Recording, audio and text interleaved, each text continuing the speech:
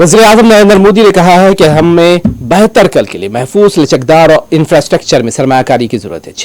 छठे बैनुल-अक़वामी disaster infrastructure के इजलास में खिताब करते हुए वज़ीर-ए-आज़म नरेंद्र मोदी ने कहा कि फितरत और आफात की कोई सरहद नहीं होती। दुनिया में इज्तिमाई तौर पर हमें इन खतरात से निपटने की जरूरत है। वज़ीर-ए-आज़म ने कहा कि हमें नए इंफ्रास्ट्रक्चर पर तवज्जो देने की जरूरत है ताकि दुनिया में कुदरती आफात से निपटा जा सके।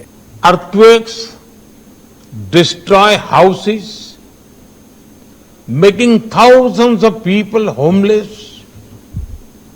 Natural disasters can disrupt water and sewage systems, putting the health of people at risk. Some disasters can impact energy plants, leading to potentially dangerous situation. These things have a human impact. Friends, we must invest in resilient infrastructure today for better tomorrow.